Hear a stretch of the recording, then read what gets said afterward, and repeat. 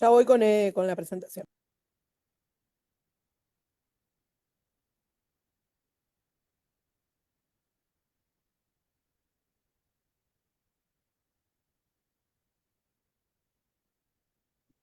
Ahí vamos a empezar.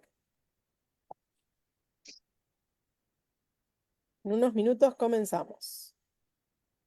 Buenísimo.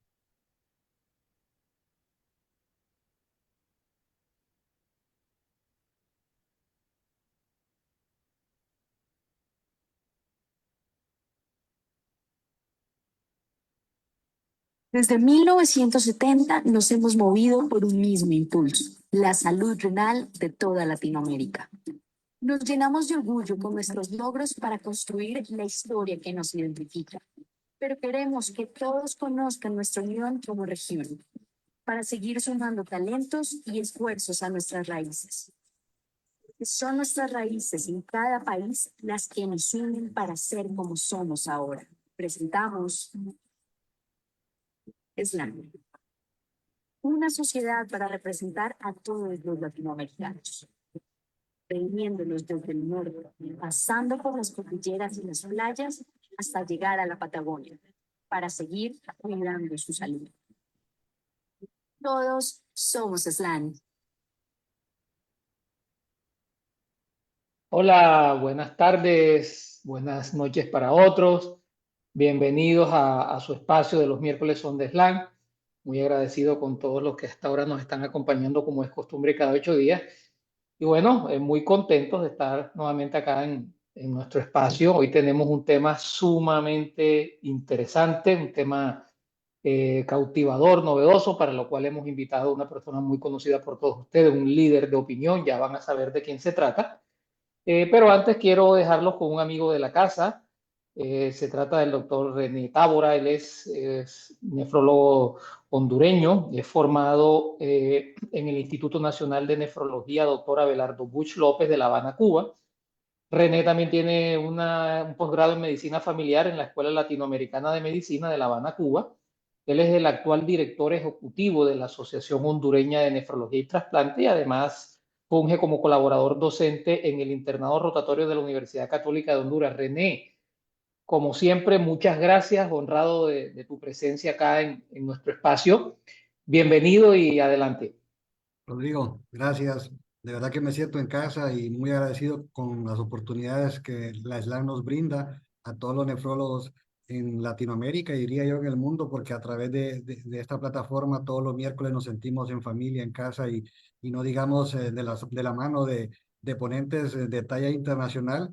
Y en esta ocasión traemos un tema de mucho interés y qué mejor que el doctor Gustavo Lavenia, nefrólogo argentino, para abordar un tema, además de complejo, diría yo, muy del diario. Afortunadamente, él es un experto y me gustaría ampliar su currículum. El doctor Gustavo Lavenia es especialista en nefrología y medio interno con un magíster en hipertensión arterial y mecánica vascular de la Universidad Austral. Es director médico de Nefrosur y Nefron de la ciudad de Rosario, expresidente de la Asociación de Hipertensión Arterial de Rosario, coordinador del Grupo de Trabajo de Hipertensión Arterial y Daño Vascular de la Sociedad Argentina de Nefrología y miembro del Consejo del Cardiometabolismo de la SAC. El doctor Gustavo Lavenia tiene una amplia experiencia, más de 30 años abordando a pacientes complejos, y ha ganado muchísima experiencia también en el manejo de los pacientes que tienen enfermedad crónica, hipertensión y el uso de la molécula que nos trae la noche de hoy. Quiero mencionar además que este webinario va a quedar grabado, está en vivo en las cuentas de Facebook de la SLAM, va a quedar grabado en YouTube y también en la página web de la SLAM. Es importante que durante el webinario, si ustedes tienen alguna pregunta, pueden irla escribiendo en el icono, entrando por el icono de Question and Answer, y si quieren utilizar el chat sería para brindar los saludos. El doctor Gustavo Lavenia me mencionaba que está muy ansioso por abordarnos con toda la complejidad que él la va a simplificar con su experiencia y la evidencia. Así que los dejo esta noche con el doctor Gustavo. Bienvenido, doctor. Un placer saludarlo. Gracias, René, por tu presentación. Gracias, Rodrigo, también. La verdad que para mí Es un verdadero, voy a ir compartiendo la presentación. La verdad que es un verdadero honor haber sido convocado por la Sociedad Latinoamericana, sinceramente, para esta presentación. Sinceramente, es un tema de continua actualidad, incluso creo que diría, tenemos minuto a minuto novedades sobre este punto. Así que en los próximos minutos les voy a hablar sobre el papel de los agonistas del sector de GLP-1 en el manejo integral de la hipertensión arterial en pacientes con enfermedad renal crónica. Para comenzar, estos son mis potenciales conflictos de intereses. De todas maneras, no es una webinar auspiciada por la industria farmacéutica, así que no tengo conflictos de interés con esta presentación. Voy a hablar, y los objetivos de esta presentación, vamos a hablar en primer lugar de características de la hipertensión arterial en la enfermedad renal crónica. Posteriormente voy a hablar de las hormonas peptídicas, vamos a definirlas, vamos a clasificarlas, vamos a ver qué sitio de acción tienen. Vamos a hablar de los efectos sobre la presión arterial de los diferentes agonistas de GLP-1 en fase preclínica. Vamos a hablar de estos mismos efectos, pero en la fase clínica. Y al finalizar vamos a dejar algunas conclusiones y mensajes finales y vamos a dejar tiempo para preguntas. En general, quiero comenzar esta presentación hablando de 3 preguntas pivotales. La primera, ¿qué porcentaje de pacientes con enfermedad renal crónica están afectados por la hipertensión arterial? La voy a responder. Segundo punto, ¿es la hipertensión arterial una amenaza para la nefroprotección? Sabemos que estamos muy en boga con la nefroprotección, este conjunto de medidas tendientes no solo a disminuir la progresión de la enfermedad renal, sino también a disminuir los eventos cardiovasculares de nuestros pacientes. Y la tercera es si las nuevas estrategias de nefroprotección pueden ayudarnos en esta tarea. Y aquí se incluyen este grupo de drogas como los agonistas receptor de GLP-1, así también como los inhibidores de SGLT2. Vamos a hablar de algunas características especiales de la hipertensión arterial y la enfermedad renal crónica. Como sabemos, la prevalencia de hipertensión aumenta de acuerdo al estadio de enfermedad renal crónica. Como vemos en estadio 1 y 2, la prevalencia de hipertensión arterial está entre el 44 y el 65%, pero si nos ubicamos en el estadio 5, no diálisis, esto supera el 90%, y en el caso que sea pacientes en tratamiento sustitutivo, seguramente este porcentaje está cerca del 98 o 99%. Paradójicamente, el porcentaje de control de los pacientes con enfermedad renal crónica e hipertensión se encuentra en el estadio 1 cerca del 50%, pero cuando llegamos a estadio 5 de enfermedad renal crónica, el porcentaje de control baja por debajo del 20%. Pero además, y esto se vio muy bien en la cohorte del estudio CRIC, a medida que se agrava el grado de enfermedad renal, como por ejemplo una tasa de filtración glomerular menor de 30 mililitros por minuto, la prevalencia de hipertensión resistente supera el 50%. Definimos hipertensión resistente, un paciente que no logra objetivos de cifras tensionales por debajo de 140-90, con al menos 3 fármacos y uno de ellos debe ser un diurético a dosis plena. Y como todos ustedes conocen también, la relación de los eventos cardiovasculares, como los eventos cardiovasculares mayores, la muerte cardiovascular y todas las causas de mortalidad, están de la mano de la disminución de la tasa de filtrado glomerular menor de 60, aunque publicaciones recientes, como la que vemos en el estudio en Lancet, incluso con filtrados glomerulares menores de 75, este porcentaje de eventos cardiovasculares aumenta. Vamos a hablar, y me pareció la forma más adecuada de un poco sintetizar la fisiopatología de la hipertensión arterial en la enfermedad renal crónica. Como vemos, lo dividí en diferentes colores. Como vemos, todo puede comenzar con una reducción de la masa de glomérulos, una masa glomerular, ya sea una reducción congénita, una reducción adquirida, una reducción por pérdida de masa nefronal, como se puede dar en una enfermedad por diabetes, una enfermedad por hipertensión, por ejemplo, un donante de riñón, un paciente que es sometido a una nefrectomía por una neoplasia. Esto en una primera fase en color amarillo va a provocar disfunción endotelial, incremento de la producción de renina y angiotensina, disminución de la excreción de sodio y sobreactivación del sistema nervioso simpático. Muy importante este punto, especialmente en el efecto que tienen este tipo de drogas, con aumento del incremento de la reabsorción de sodio. Esto va a llevar a reabsorción de sodio. También hay incremento de la vasoconstricción periférica, expansión del volumen extracelular y aumento de la rigidez arterial. Este punto, que no es menor, este punto que no es menor, va a incrementar posteriormente la presión arterial. Bueno, vamos con la siguiente. Existen varios factores de riesgo para el inicio y progresión de la enfermedad renal crónica. Tenemos factores que están relacionados a la susceptibilidad, y tiene que ver con la iniciación y progresión,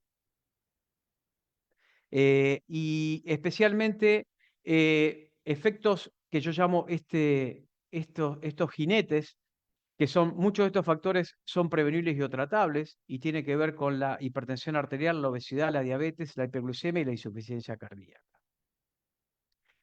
Sabemos que dentro de los 10 principales factores de riesgo de muerte a nivel mundial se encuentran la hipertensión arterial, la diabetes, el sobrepeso, la obesidad y la disfunción renal en séptimo lugar.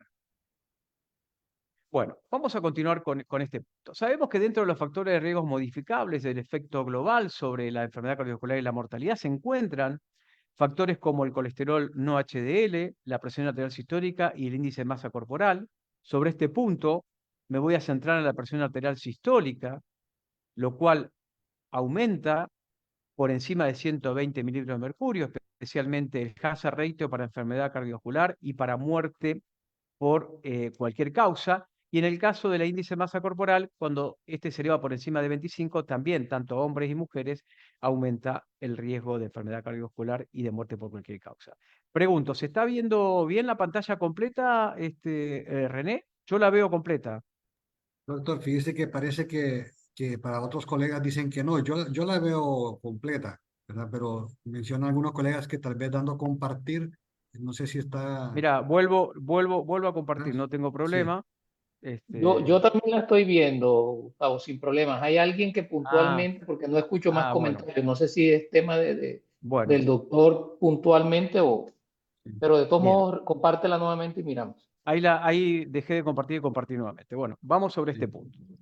Continuando con este tema, vemos que cómo el control de los diferentes factores de riesgo tiene impacto sobre la progresión de la enfermedad renal crónica. Y sobre este punto les voy a comentar este estudio, el estudio del Hospital Caiyuan de China, donde se evaluaron casi 55.000 pacientes, como ustedes pueden ver, 20.254 con enfermedad renal crónica, casi 35.200 con no enfermedad renal crónica, es decir, casos controles, donde vemos que mantener la glucosa plasmática en ayunas por debajo de 110, o mantener el colesterol LDL por debajo de 100, o la presión arterial sistólica por debajo de 130, tiene un impacto sobre la declaración de la función renal. Es decir, tener el control de estos tres factores de riesgo tiene un hazard ratio de 0.68, es decir, reduce el riesgo de declinación de la función renal en 32%. Como vemos, no solo es correcto hablar de índice de masa corporal, sino también hablar de adiposidad. Y fíjense cuando lo relacionamos con la disminución de la tasa de filtración glomerular.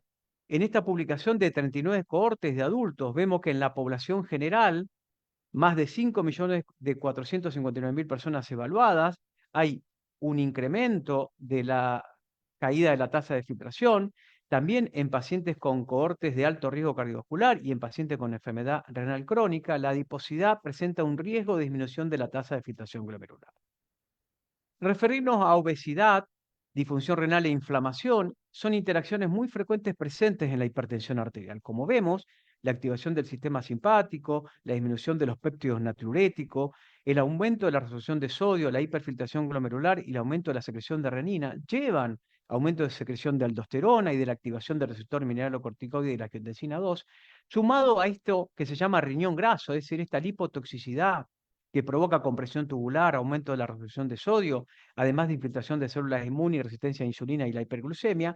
Y tengamos en cuenta que aproximadamente la obesidad contribuye entre el 65 y 75% del riesgo de hipertensión arterial.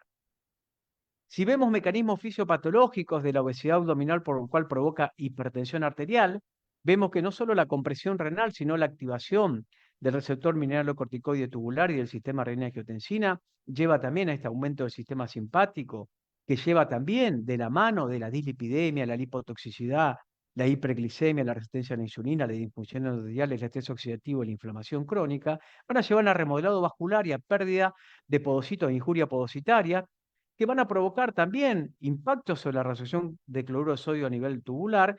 Esto lleva a hipertensión, a mayor hiperfiltración glomerular, a fibrosis túbulo intersticial y a daño renal y enfermedad cardiovascular, junto también con la disfunción mitocondrial.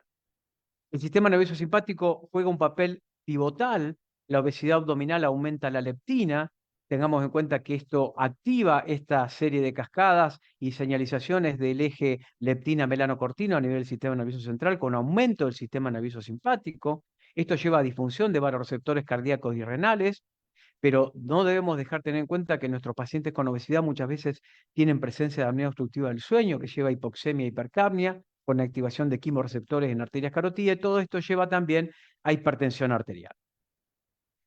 Y llegamos a esta definición de este síndrome cardiorrenal metabólico, que fue publicado en un statement de la American Heart Association el año pasado, definiendo este síndrome como un trastorno caracterizado por interacciones fisiopatológicas entre factores de riesgo metabólico, la enfermedad renal crónica, el sistema cardiovascular, que conducen a una disfunción multiorgánica y una alta tasa de resultados cardiovasculares adversos. Y todo esto comienza con este exceso de tejido adiposo disfuncional, productor de adipoquinas y citoquinas, que provoca depósitos de grasas ectópicos como el MASLD. Esto lleva a hipertensión arterial, dislipidemia, síndrome metabólico y diabetes, lleva a hiperfiltración glomerular, a la aparición de glomeruloesclerosis, fibrosis túbulo intersticial y enfermedad renal crónica, además de alteraciones cardiovasculares como aterosclerosis, remodelado miocárdico, fibrosis y disfunción cardíaca, y todo esto gobernado en el centro de la escena, especialmente por la inflamación, el estrés oxidativo, la resistencia a la insulina y la disfunción vascular. Ya entrando en el tema, vemos que estas drogas que son pivotales en el tratamiento de la nefroprotección, como son los inhibidores SGLT2 y los agonistas del receptor de GLP-1, tienen un impacto sobre la presión arterial. En el caso de los GLP-1, vemos cómo la pérdida de peso y la reducción de la movilidad glicosilada van a llevar a reducción de la presión arterial, especialmente más a predominio sistólico que diastólico, teniendo beneficios directos cardiovasculares sobre los outcomes cardiovasculares, pero también los inhibidores del cotransporte sodio-glucosa, por este incremento de la diuresis osmótica y de la excreción urinaria de sodio, también van a disminuir la presión arterial y con esto van a beneficiar en estos efectos de outcomes cardiovasculares. Vemos cómo la diabetes y también la resistencia a la insulina tiene especialmente un impacto sobre la presión arterial. Vemos que la resistencia a la insulina provoca hiperinsulinemia, esto va a provocar aumento de la absorción de sodio, la activación del sistema simpático, siempre presente, recordémoslas, este aumento de catecolaminas del sistema renina-angiotensina y la activación del receptor mineralocorticoide, sumado al crecimiento y a la proliferación celular que lleva a remodelado vascular, y tampoco olvidar esta alteración de la respuesta vasodilatadora dependiente del endotelio que provoca la hiperinsulinemia, que va a actuar sobre esta famosa fórmula, ¿no? Que la presión arterial se debe al aumento del volumen plasmático circulante por la resistencia periférica total. Y como podemos ver, los agonistas del GLP-1 tienen impacto, no sé por qué razón se descompartió. ¿Me están escuchando, no? Sí. Sí, Gustavo, sí te escuchan. Bien, bien. Perdón, no sé por qué se dejó de compartir. Pero bueno, vemos aquí, acá voy a compartir nuevamente, vemos cómo los agonistas receptor de GLP-1 tienen impacto sobre varios blancos, es decir, sobre la obesidad, sobre el crecimiento y la proliferación celular y sobre la respuesta vasodilatadora dependiente del endotelio. Vamos a hablar un poco de hormonas peptídicas. ¿Qué hormonas peptídicas existen y cuáles son los efectos sistémicos? Como vemos, las hormonas peptídicas que existen son múltiples, solamente por razones de tiempo vamos a nombrarlas: la insulina, el glucagón, el GLP-1, el polipéptido inhibidor gástrico, el GIP, el CCK, el péptido II y la milina, pero vamos a tener un poco centrar nuestra atención en el GLP-1. Fijémonos que a nivel del sistema nervioso central, y esto en flechas azules, mejora la saciedad, disminuye la ingesta de alimentos. A nivel del páncreas, disminuye la secreción de glucagón, mejora la secreción de insulina y de la sobrevida de la célula beta, así como la biosíntesis de insulina. Y a nivel gástrico, especialmente, disminuye el vaciamiento gástrico. ¿Qué es un GLP-1 y cómo funciona? Bueno, un GLP-1 o el péptido similar al glucagón es liberado luego de una ingesta alimenticia por las células L en el intestino delgado distal, que es la liberación dependiente de glucosa, que va a provocar aumento de la secreción de insulina y disminución de la secreción de glucagón. Tengamos en cuenta que la vida media del GLP-1 es muy corta, entre 1 y 2 minutos, y es casualmente metabolizada por la dipeptidilpeptidasa 4, que lo convierte en GLP-1 inactivo. Es decir, aquí es donde actúan también otras drogas como el efecto incretínico, como los inhibidores, la de la PP4, como las gliptinas. Bien, ahora veamos que también esta liberación es dependiente de glucosa, pero el usar un agonista receptor de GLP-1 va a tener una liberación que va a ser independiente de glucosa. ¿Y qué agonistas receptor GLP-1 conocemos? Como dice el doctor Gorgojo Martínez, esto es una familia en expansión, porque se dividen por su duración de acción, en vida corta, intermedia y larga, por su tamaño molecular, en pequeño y gran tamaño, por su estructura química, cuando hablamos de análogos de la exendina 4, como natidas, como exenatida, análogos de GLP-1 humano como glutidas, como semaglutida, no peptídicos como los gliprones, también por su presentación galénica, puede ser subcutánea o bioral, como podemos tener a disposición la semaglutida, o puede ser combinada con otras moléculas como monoterapia o combinadas con insulina basal o con amilin miméticos. También por el número de receptores sobre los que actúan, los dividimos en agonistas selectivos de GLP-1 monoagonistas como liraglutide y semaglutide y dulaglutide, agonistas duales, GLP-1 y GIP, como dijimos, el polipéptido inhibidor gástrico, que son las twincretinas o patidas, como la tirzepatida.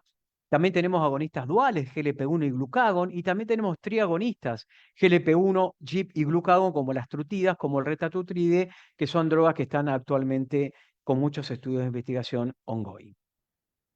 Vemos que los monoagonistas, los que ustedes más conocen, son la liraglutide con una vida media de 13 horas, semaglutida con una vida media de una semana, y también tenemos dulaglutide, que también se comercializa, al menos en Argentina, con una vida media entre 4,5 y 4,7 días. ¿Cuál es el efecto de GLP-1 o de los agonistas del receptor de GLP-1? Bueno, los efectos son múltiples. No vamos a hablar de todos estos, solo centrarnos en los efectos beneficiosos a nivel cardíaco, mejora la contractilidad, la función del ventrículo izquierdo, son cardioprotectivos, disminuyen la inflamación, tienen un efecto sobre la presión arterial, sobre la frecuencia cardíaca y también de importancia sobre la grasa epicárdica. Esto tiene que ver con las producciones de arritmias. A nivel renal sabemos que mejoran la diuresis y la natriuresis, disminuyen la albuminuria, disminuyen la inflamación renal, el estrés oxidativo y la activación del sistema renina-angiotensina-aldosterona. A nivel del cerebro también vamos a hablar de algunos efectos que se están probando sobre los efectos favorables, especialmente con la mejora de la función cognitiva y neuroprotección y disminución de la inflamación. Y a nivel vascular, mejoran la vasodilatación, la función endotelial, la estabilidad de la placa, disminuyen la inflamación y disminuyen la agregación plaquetaria. Como vemos, el efecto sobre la presión arterial es muy importante en los GLP-1 y a partir de este momento vamos a hablar un poco sobre los efectos en investigación básica y en investigación clínica. Vemos que los primeros estudios con outcomes cardiovasculares con agonistas del GLP-1 que tuvieron efectos sobre el triple MACE, ¿no? Esta unión de mortalidad de causa cardiovascular y AM no fatal y ACV no fatal. Vemos como el estudio Sustain 6 con semaglutide subcutánea, publicado en el año 2016, tuvo un hazard ratio de 0,74. El estudio Harmony con albiglutide tuvo un hazard ratio de 0,78. El estudio Pioneer 6 con semaglutida bioral, publicado en el año 2019, una reducción del hazard ratio de 0,79. Y el estudio Amplitude con efpeglenatide en el año 2021 con una reducción de 0,73. ¿Y cuáles son los mecanismos potenciales que subyacen, que provoquen descenso de la presión arterial a los agonistas de GLP-1? Bueno, vamos a hablar un poco sobre este punto. Hay efectos sobre el mecanismo autonómico central y periférico, es decir, sobre el sistema nervioso central. Tenemos efectos o mecanismos vasculares y tenemos efectos renales. Vamos a centrarnos en la primera parte, que son los mecanismos del sistema nervioso central.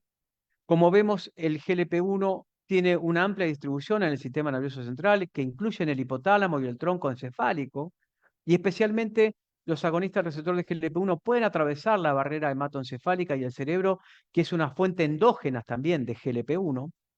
Como vemos, el corpúsculo carotídeo, que es un poco también clave en la activación simpática, vemos que el receptor de GLP-1, cuando uno lo activa, disminuye la respuesta simpática, los niveles elevados de glucosas. Esto, bueno, es investigación básica, pero vemos cómo tanto en ratas Wistar-Kyoto como en ratas espontáneamente hipertensas hay una disminución de esta respuesta simpática cuando uno utiliza GLP-1. Y esto se ve también aquí, como vemos que en la enfermedad metabólica, ante la ingesta de alimentos, hay aumento de la glucosa, aumento del GLP-1, aumento también de la insulina y esta simpático excitación, que cuando uno utiliza un agonista del GLP-1 se bloquea esta activación simpática, y esto todo en investigación básica. Pero también tener en cuenta que estos quimiorreceptores carotídeos son muy importantes y forman parte de la fisiopatología de enfermedades como la apnea obstructiva del sueño, la insuficiencia cardíaca sistólica, la hipertensión y los desórdenes metabólicos. Vemos cómo el estrés oxidativo es blanco de estos especialmente quimiorreceptores, igual que la endotelina 1 y la angiotensina 2, que estos llevan a disfunción autonómica central y sobreflujo simpático, llevando a hipertensión arterial, resistencia a la insulina y disfunción endotelial. Los quimiorreceptores carotídeos tienen múltiples funciones, tanto la simpático-excitación provoca un montón de efectos a nivel de nuestro organismo, pero a nivel renal principalmente, esta activación disminuye el filtrado de la tasa de filtración glomerular y además disminuye la excreción renal de sodio. En ratas obesas vemos en rojo cuáles son los cambios estructurales que son atribuibles a la obesidad. Vemos que existe un aumento de la señal renal simpática aferente, además también de un flujo simpático hacia el riñón también aumentado. Esto lleva a aumento de norepinefrina renal, aumento de nefrilisina, disminución del GLP-1, el receptor del GLP-1, disminución de la natriuresis y aumento de la presión arterial. Y vemos cómo la denervación renal en ratas obesas provoca especialmente cambios positivos, como ser disminución de los niveles de norepinefrina renal, disminuir la nefrilisina, mejora el GLP-1 y los receptores GLP-1 y mejora la natriuresis y reduce la presión arterial. Pero ¿es solo la inhibición de la hiperactivación neurohumoral, que creo que quedó claro, que impacta sobre la presión arterial en la obesidad y en la enfermedad renal? Bueno, no solo eso.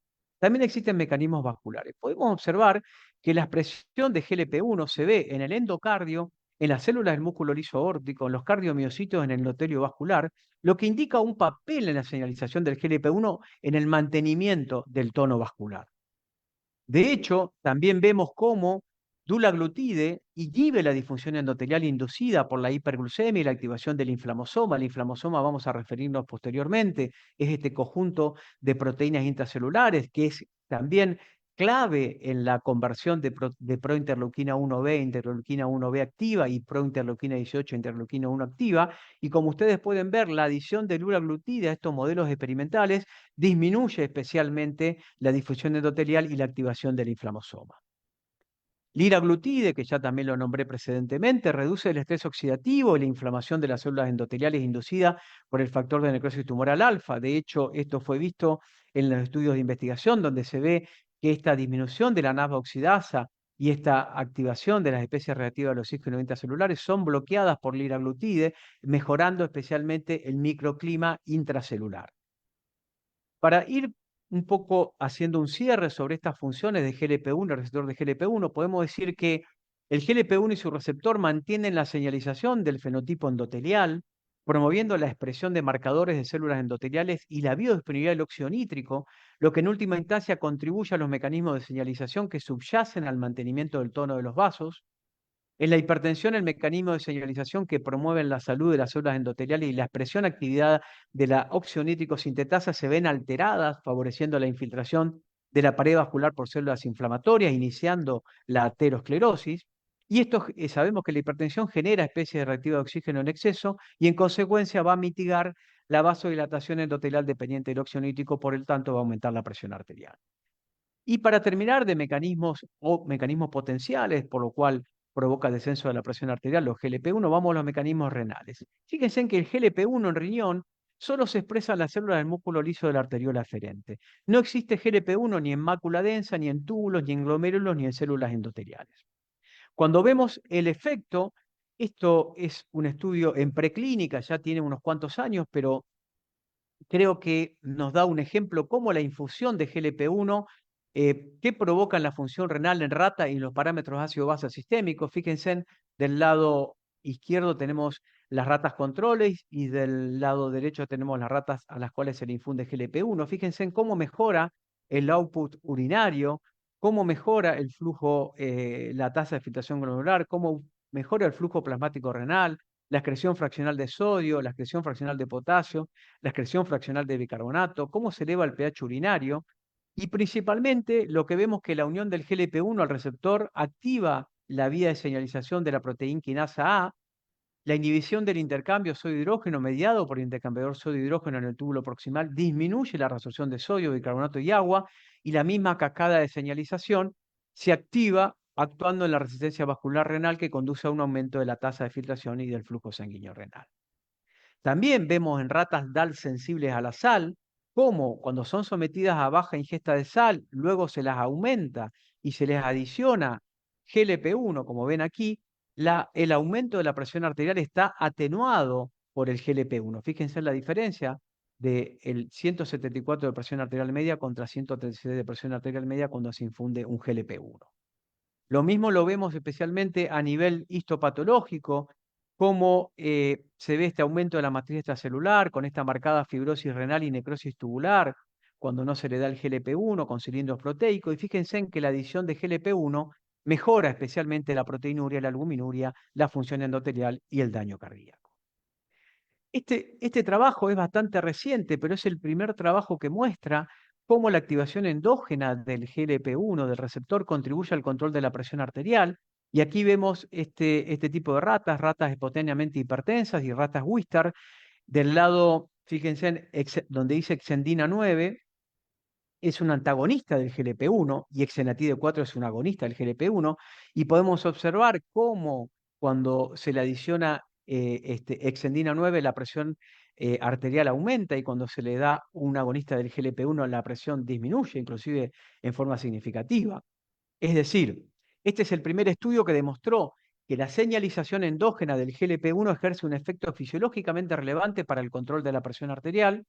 Como tal, el GLP-1 puede no solo ser un objetivo de intervención terapéutica, sino que probablemente contribuya al desarrollo y mantenimiento de la hipertensión, al menos en este modelo experimental, pero se necesitan más estudios para dilucidar el papel potencial de la alteración de la señalización renal del GLP-1 del receptor en la patogénesis de la hipertensión. Como vemos, otro mecanismo de señalización, como ser en las células del músculo liso vascular, endotelio y riñón, van a llevar principalmente a esta mejoría de la óxido nítrico sintetasa y a la disponibilidad del óxido nítrico, es decir, mejorando la respuesta vasodilatadora del endotelio. En resumen, los mecanismos asociados a la reducción de la presión arterial con los agonistas del receptor de GLP-1 podemos dividirlo en estos que tienen que ver con la activación nerviosa simpática, no solo al sistema nervioso central, sino también especialmente, dijimos, los corpúsculos carotídeos, y también efectos que dependen de la angiotensina 2, de la mejoría de la disfunción endotelial, de la disminución de la inflamación vascular, de la rigidez arterial y la mejoría de la diuresis y la natriuresis, lo que lleva a una mejoría o a un descenso de la presión arterial. Vamos a hablar un poco de ensayos clínicos para ir un poco avanzando en la presentación. Este metaanálisis, fíjense, publicado en el año 2014, hace 10 años, mostraba los primeros estudios con liraglutide y exenatide, casi más de 12.000 participantes, donde se mostraba una amplia heterogeneidad. De todas maneras, ya había una reducción de 2.2 milímetros de mercurio de la presión arterial sistólica promedio. Posteriormente, ya en el 2021, o sea, recientemente, se publicó otro metaanálisis donde ustedes pueden ver ya con drogas como liraglutide, dulaglutide, albiglutide y semaglutide, ya se ve reducciones de la presión arterial, incluso con liraglutide 1.8 miligramos versus placebo, una reducción de la presión sistólica de 4.5. Pero pongamos atención a esto, que solo en estudios con monitoreo ambulatorio de la presión arterial y monitoreo domiciliario, solo con dulaglutide en 0,75 y 1.5 miligramos demostraron reducción también en el monitoreo ambulatorio de la presión arterial. Como dijimos, dulaglutide tiene un efecto sobre la presión arterial ambulatoria, y observemos que aquí ambas dosis de dulaglutide no fueron inferiores a placebo, pero dulaglutide 1.5 miligramos redujo significativamente la presión arterial sistólica, en promedio casi 3 milímetros de mercurio, pero solo un leve aumento de la frecuencia cardíaca de forma no significativa.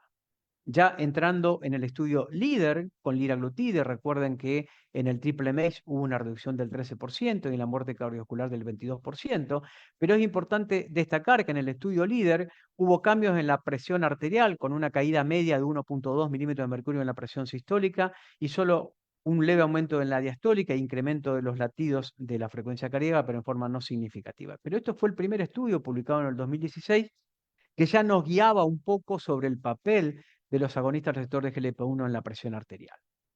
Cuando observamos la publicación de los estudios SUSTAIN, fíjense en que el estudio SUSTAIN 1 fue hecho con monoterapia, 30 semanas de seguimiento, fíjense en la disminución de la presión arterial sistólica promedio versus la basal con semaglutide 1 miligramo en azul, 2.7 milímetros de mercurio.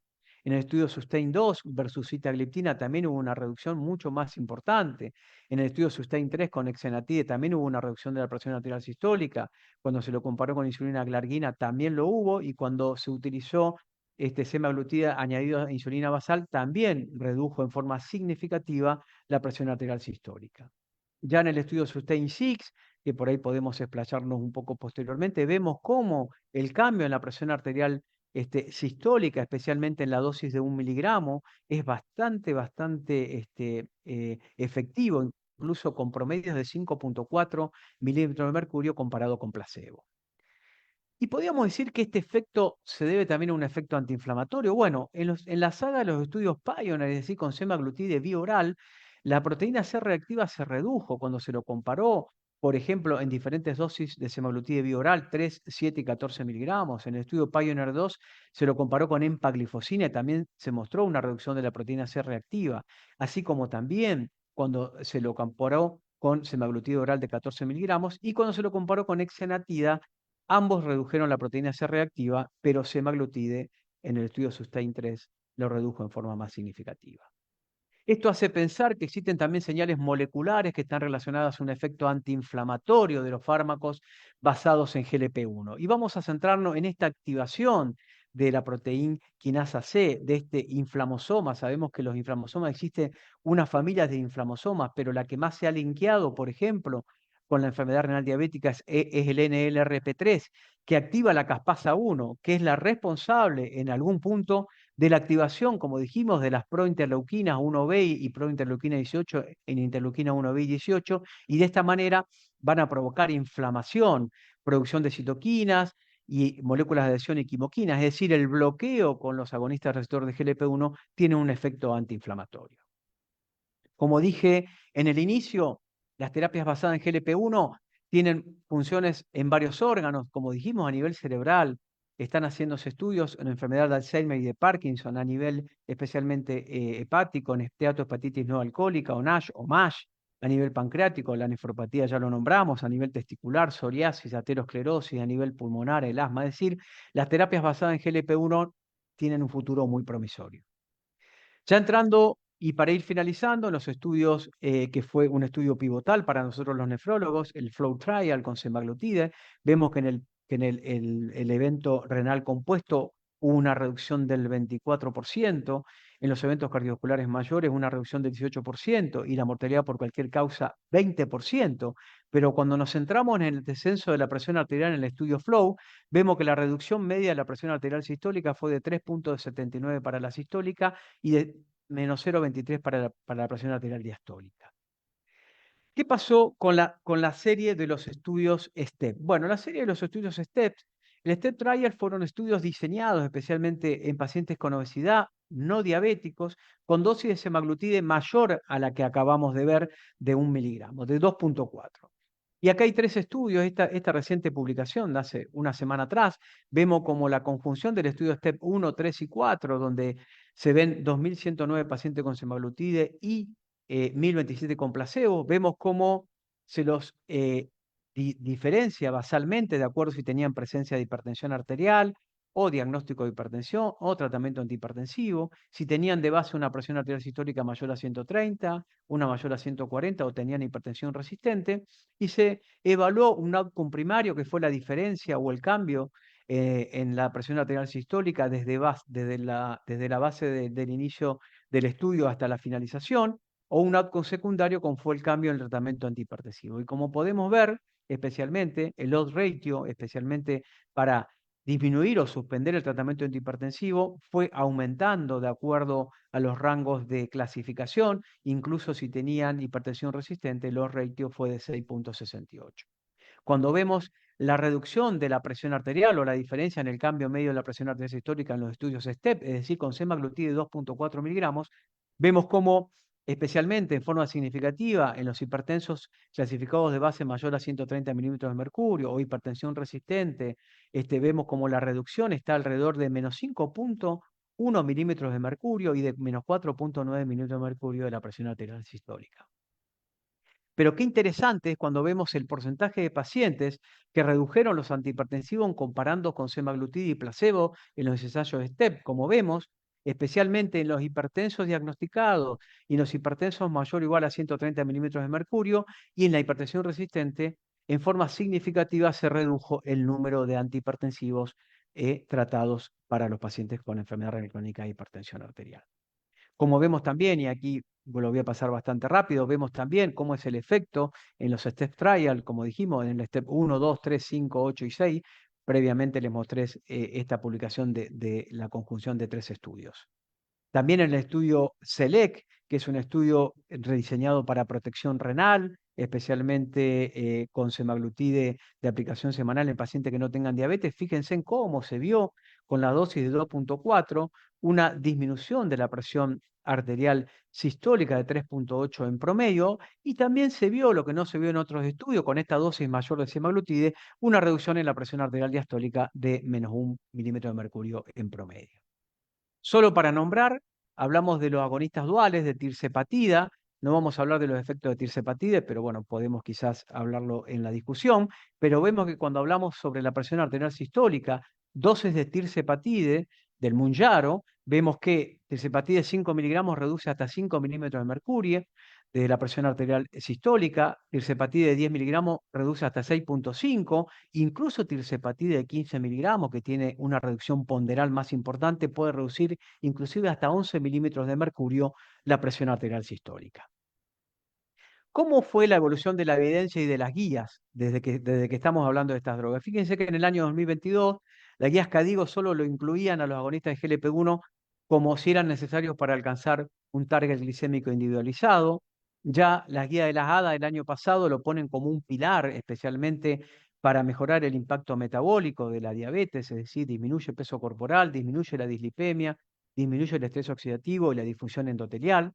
Y vemos cómo este año en el Congreso Europeo Renal ya se habla de estas 6 bases del tratamiento del paciente con enfermedad renal crónica y diabetes, colocando a semaglutide luego de los hallazgos del estudio FLOW también como uno de los pilares del tratamiento.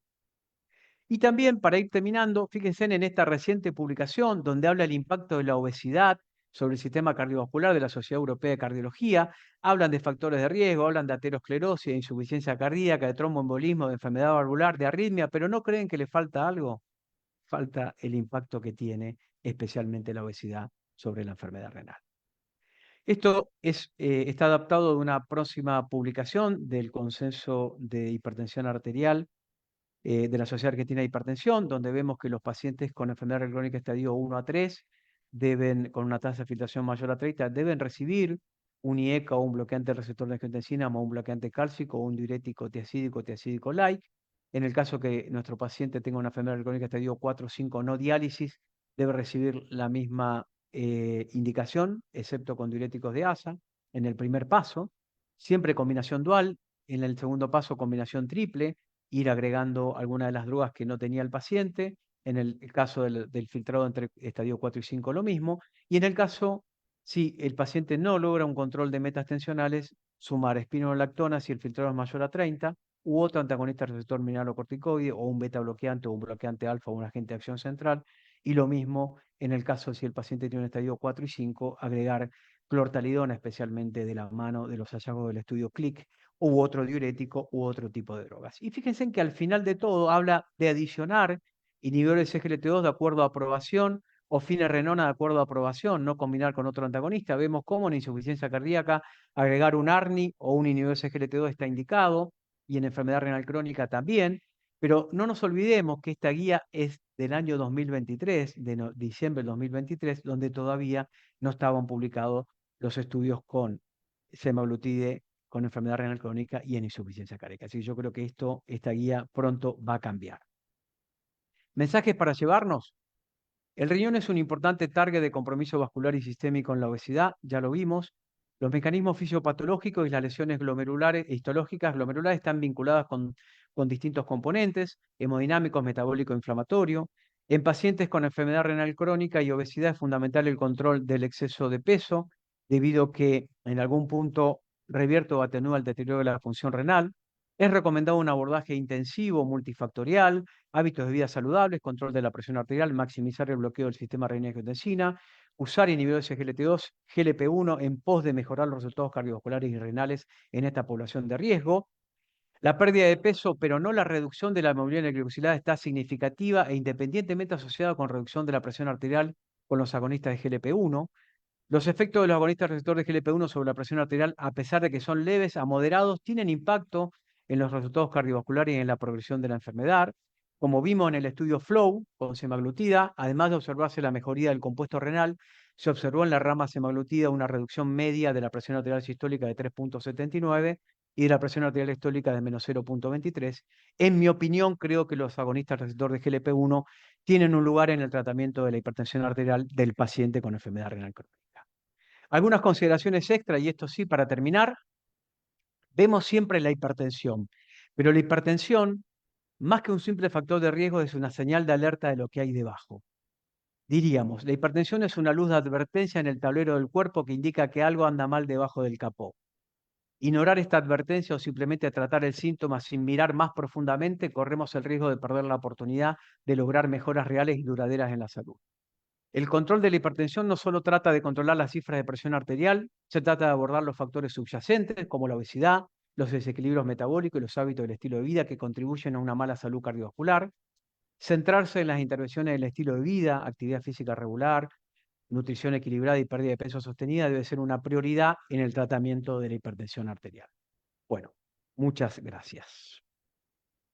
No, pues, doctor Gustavo Lavenia, de verdad Perdón, que René, magistral su por el ponencia. tiempo.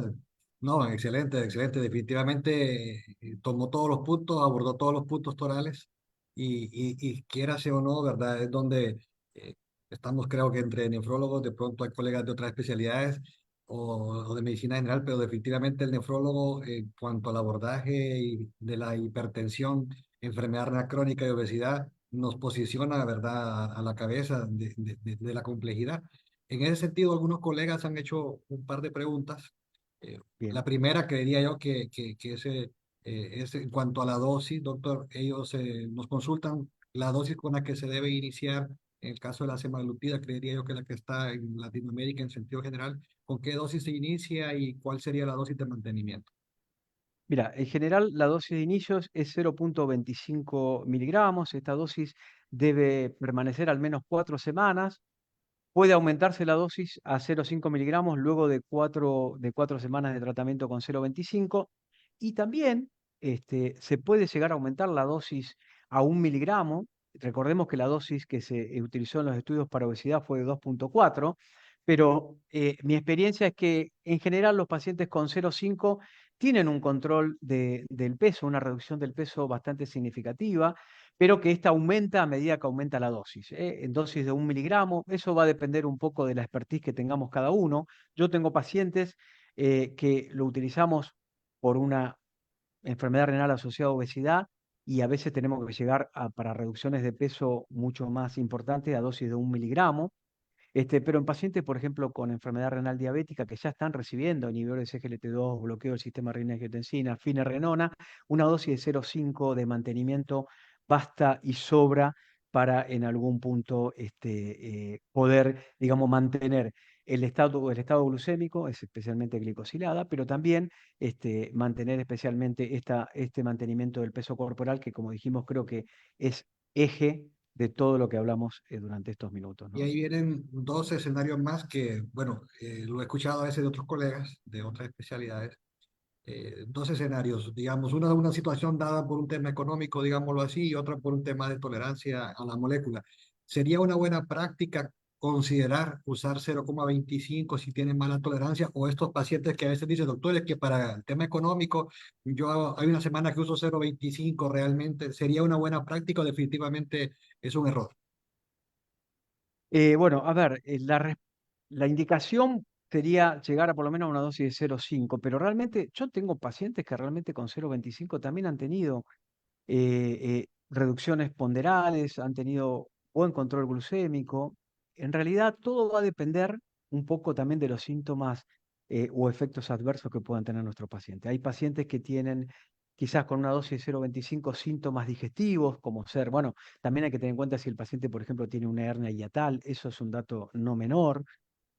Algunos pacientes tienen síntomas digestivos como dispepsia, obviamente esta disminución del tránsito intestinal que lo lleva a más constipación. A veces un poco uno va viendo en el terreno y en el efecto que tienen los pacientes la dosis a la cual uno va a dejar. Pero es verdad, en Argentina también, debido al costo, en muchas oportunidades los pacientes permanecen con una dosis más baja de semaglutide, incluso dicen, no, no quiero hacer una dosis más baja para que me alcance durante más tiempo. Pero bueno, la verdad que los efectos son favorables y cada vez que vemos estudios que se van publicando, realmente creo que eh, yo me quedaría con el concepto, estaría muy contento que nosotros los nefrólogos empecemos a tomar esta molécula como nuestra también, ¿no? Porque Correcto. los efectos favorables sobre la enfermedad renal ya han sido publicados y creo que todos los tenemos que conocer. Y hablando de hipertensión, o sea, obesidad, hipertensión, semaglutide en este caso, digo, insisto mucho en la molécula porque es, creo yo, que la que tenemos la mayoría acceso, ¿verdad? Acceso, claro. Pero en sentido general, si tocara, por ejemplo, el contexto de hipertensión, paciente polimedicado, está con análogo GLP-1 y tenemos dos o tres moléculas antihipertensivas adicionadas, viene la presión a bajar y digamos que muchos pacientes me han reportado que los primeros 3 días tienden a ser un tanto más de ortostatismo y poliuria. Y si tocara entonces decidir reducir dosis de antihipertensivos o retirar antihipertensivos, ¿por cuáles empezamos? Bueno, esta, René, es una excelente pregunta, la que hace un excelente comentario. Es verdad, lo vimos en los estudios. Bueno, viste en la saga de los estudios, digo la saga porque son muchos estudios, los STEP, Sí, vemos cómo la reducción con semaglutide 2,4 es mucho más significativa de la presión arterial. Pero igual, siempre digo lo mismo, quizás en las discusiones que tenemos con otras especialidades. Cuando hablamos de flow, hablamos de reducción promedio de 3,9 milímetros de mercurio. Hay pacientes que reducen 7 milímetros de mercurio y algunos que reducen 2 milímetros de mercurio.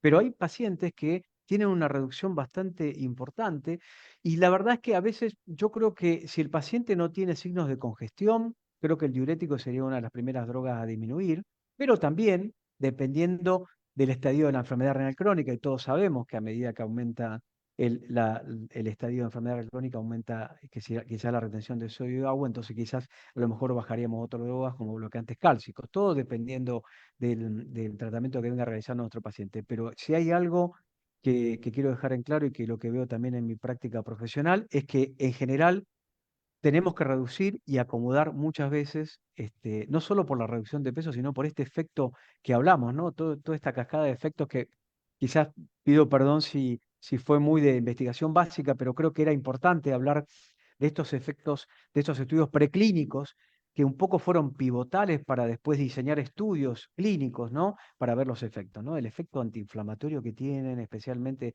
sobre la proteína C reactiva. Mira, hoy justamente vi en la consulta médica una médica, una colega que también estaba con una enfermedad renal crónica, con hipertensión, con una proteína C reactiva de 14, y luego de 4 meses de tratamiento, ahora está con una dosis de 1 miligramo, obviamente redujo 10 kilos su peso corporal, y hoy tiene una proteína C reactiva de 1,8. Es increíble los parámetros inflamatorios, cómo mejoran. aquí desde México, doctor, nos tiene un escenario interesante. Le leo. Sí. Eh, Las causas más comunes de lesión renal aguda son sepsis, un 55%, síndrome cardiorrenal, 34%. Se ha reportado que en los pacientes que desarrollan lesión renal aguda, que utilizaron análogos de GLP-1, presentan un menor riesgo de mortalidad. En tu experiencia, ¿lo has evaluado con tus pacientes? Excelente comentario y excelente, la verdad, pregunta. Eh, He leído sobre este punto. Yo actualmente no hago, por ejemplo, internación. Actualmente tengo un centro de investigación, me dedico más a lo ambulatorio, pero está descrito de que sí, de que podría incluso atenuar la lesión renal aguda. De hecho, bueno, creo que esto que hablamos de esta interferencia de los agonistas receptores GLP-1 en toda la cascada de señalización inflamatoria, que ya sabemos está involucrado en la lesión renal aguda, es un poco también, nos haría responder esa pregunta, que por qué razón tienen quizás menos lesión renal o atenuación de la lesión renal. Y los estudios de nuestros amigos los cardiólogos, que yo me llevo muy bien, no sé ustedes, con los cardiólogos, realmente ellos también están viendo que no solo en insuficiencia cardíaca con fracción de ejecución preservada, están teniendo efectos positivos, ¿no? Sobre este punto de la grasa epicárdica, todo lo que hablamos, ¿no? Durante estos minutos de presentación. Muy buena la pregunta, decirle que lo felicito al doctor por Doctor, por y la en el respuesta. caso de la lesión renal aguda, específicamente, bueno, en algún momento en algunas de las publicaciones de los análogos de GLP-1, la lesión renal aguda también salió como una reacción adversa, no pudiéramos decir si muy frecuente o frecuente. En este caso, pues se mencionaba un poco la deshidratación relacionado a esto. Un tips que nos pueda brindar, un tips que nos pueda brindar para evitar el riesgo de lesión renal aguda en el curso del uso de los análogos de GLP-1. Mira, yo también he leído sobre ese punto. La verdad es que, bueno, siempre mantener un estado adecuado de hidratación. Se sugiere en forma, en el caso que un paciente va a ser sometido, no sé, a una cirugía, quizás la descontinuación del GLP-1, como un poco unos días previo a la realización de la cirugía. Yo creo que siempre mantener todas estas recomendaciones que tenemos sobre los pacientes que tienen mayor posibilidad de lesión renal aguda, un buen estado de hidratación, evitar nefrotóxicos, bueno, todos estos mecanismos o enfermedades nefroprotectores que pueden ser, digamos, mejorar la lesión renal aguda, digamos. Ok. Aquí hay otra. Tersepatide, por su potencia, tendrá mayor efecto antihipertensivo que la semaglutida. Bueno, eso viste que lo comentamos en uno de los Sí. últimos slides. Realmente la saga de los estudios Surmont, yo hablo de sagas porque en realidad viste que no es un estudio solo, sino que son varios estudios. Los estudios con tirsepatide mostraron, como vimos, en la dosis creciente de tirsepatide, una reducción incluso con 15 miligramos de tirsepatide. Se han visto reducciones hasta de más de 10 milímetros de mercurio en promedio de presión arterial sistólica. Además que la tirsepatide está casi llegando al efecto de la cirugía bariátrica, ¿no? Que es la reducción entre 15 y 20, o bueno, cirugía bariátrica sabemos que reduce más del 20% o 25% del peso corporal, pero es como que estas nuevas, digamos, hormonas o estos nuevos peptídicos, ¿no? Estos nuevos fármacos están cambiando la historia y yo creo que yo he tenido pacientes en alguno de los estudios Surmont, no fui investigador del estudio, pero sí vi pacientes y vi realmente que tuvimos que inclusive discontinuar fármacos, pacientes que estaban con 3 fármacos, hemos tenido que bajar a 2 y con dosis mucho menores, así que el impacto no solamente de la reducción del peso, que es bastante importante, hasta 15%, inclusive 20% en algunos pacientes, sino también por el efecto que tiene tirsepatide sobre la presión arterial. Bueno, aquí hay otra muy interesante también en relación a los pacientes, a la población de pacientes trasplantados, el beneficio y experiencia con análogo del GLP-1. Bueno, esa también otra pregunta. Esto sería lo que llamamos nosotros, René, una indicación fuera de prospecto, Sí. al menos en Argentina. Ahora te voy a decir mi experiencia. Yo en la actualidad tengo pacientes trasplantados con sobrepeso que empezaron a mostrar aumento de la albuminuria, lo hemos puesto con GLP-1, hemos logrado reducción de albuminuria, como se ve en los estudios LEADER, en los estudios SUSTAIN, ¿no? La reducción de la albuminuria también se observó, por razones de tiempo no nos centramos en ese punto. O sea, lo estamos utilizando, una indicación off-label. Yo creo que hay un estudio que se va a hacer en población trasplantada, que va a dar mucho más respuesta a esto, pero en realidad lo estamos utilizando en población trasplantada, obviamente con un seguimiento quizás mucho más estrecho, pero la verdad, mi experiencia, al igual que con los inhibidores del cotransporte sodio-glucosa, realmente son drogas muy seguras y no hemos tenido realmente eventos adversos graves. Incluso, bueno, los estudios lo dicen, la mayoría son casi iguales a placebo, los efectos adversos que se ven. Claro. Aquí le quiero mezclar dos en una. Sí. Los análogos de GLP-1 cambiará la indicación de la cirugía metabólica, por un lado, y por el otro, paciente que fue sometido a cirugía metabólica o cirugía bariátrica específicamente y se vuelve Sí. obeso, los incorporamos. Excelente, me encanta esa pregunta porque en los dos escenarios tengo pacientes de esas características. Pacientes que tenían indicación de cirugía metabólica o bariátrica y con semaglutida en dosis de 1 miligramo han logrado pérdidas de peso bastante importantes. Y la segunda era, decime la segunda, que, Fue operado, volvió a ganar claro, peso, tengo se volvió pacientes. peso.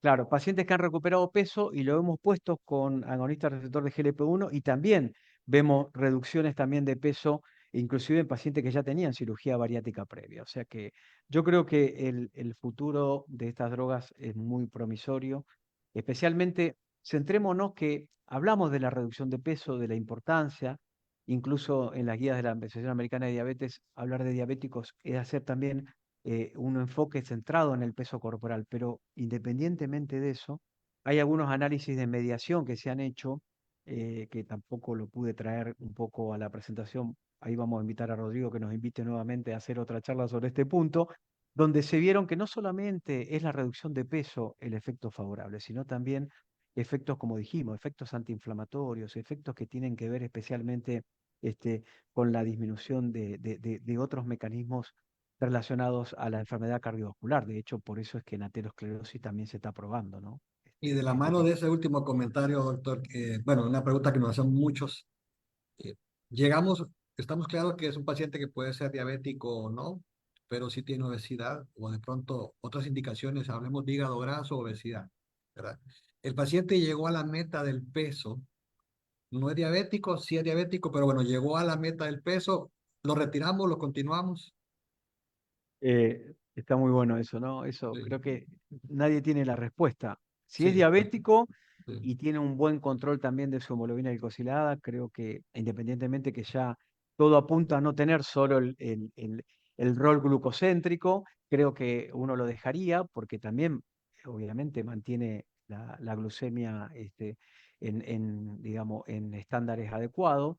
Si el paciente llegó, solo lo usó por obesidad y su hígado graso y mejoró mucho de sus parámetros y bueno, y está con un cambio del estilo de vida, pero sabemos que muchas veces es difícil llevar cambio del estilo de vida que lleven a la discontinuación del fármaco. Pero bueno, está dentro de las posibilidades. Hay pacientes que han reducido su peso corporal y luego lo han retirado y están actualmente con un plan de dieta y ejercicio y de esa manera mantienen su peso corporal y su control metabólico. Así que eso va a depender un poco de la experiencia que ponga cada uno y de qué paciente tengamos delante, ¿no? Individualizar especialmente la terapia e individualizar especialmente la conducta esta que dijimos. Y esta última, doctor, bueno, se queda un poquito más, tal vez nos da una o dos preguntitas más por el tiempo, pero No- esta, desde el punto de vista de la sarcopenia, ¿cuándo Ah, sí, cuándo no? Análogo de GLP-1, sarcopenia, paciente obeso, sarcopénico, obeso no sarcopénico, arrancamos, no arrancamos, ¿qué hacemos?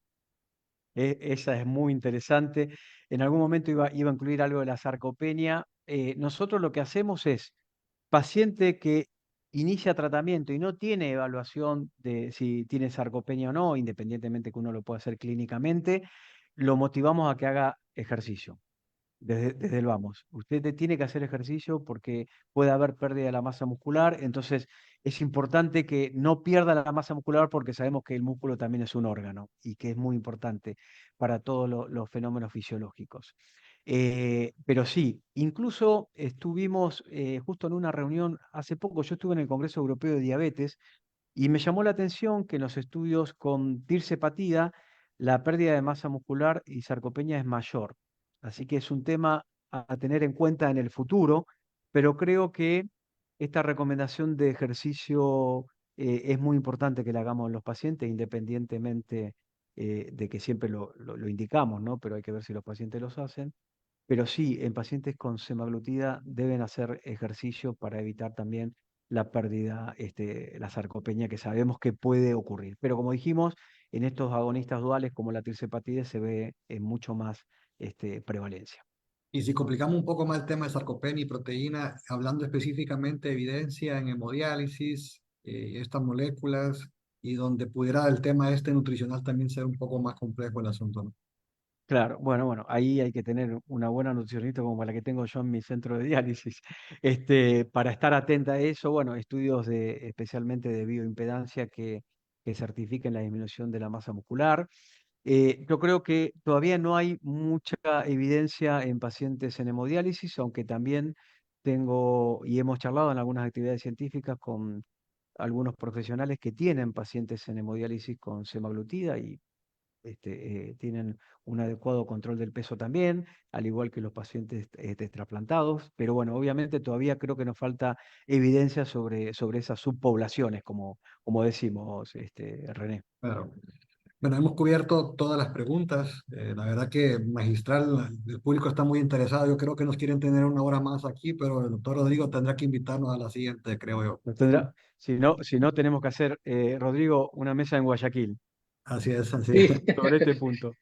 Sí, sí, sí, sí. Bueno, No, no, pues, pues muchas gracias, Gustavo. No, sin palabras, excelente tu ponencia. Estoy viendo los comentarios acá en el chat y realmente muchas felicitaciones te dejan.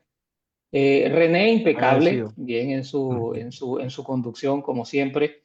Bienvenido acá. Les cuento que más de 120 conectados de distintos rincones de Latinoamérica. Y bueno, darle las gracias a todos, ¿verdad? Por haber atendido este llamado. Y antes de despedirlo, como es costumbre, Vivi, por favor, colabórame con la presentación. Vamos a dejarle algunos mensajes cortitos.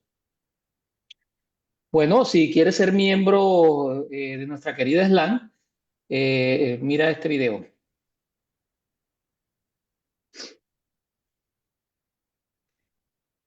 No tiene audio, Vivi.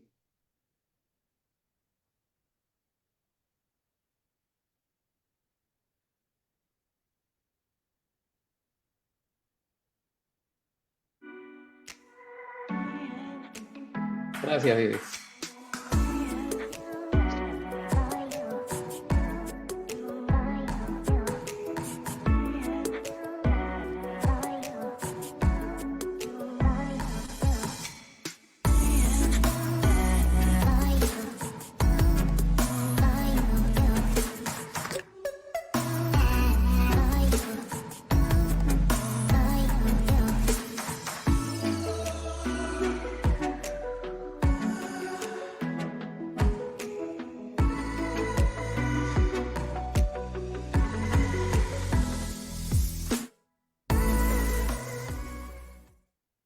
Bueno, Gustavo, acá sigo leyendo mensajes y me piden que hay que hacer otra sesión contigo, que el nivel de esta Bueno, clase fue muchas increíble. gracias. Bueno, ya es un compromiso que tengo para el 2025 con la audiencia. Bueno, A recordarles disposición. gracias, Gustavo, como siempre, muy gentil. Recordarles nuestro portafolio de membresías.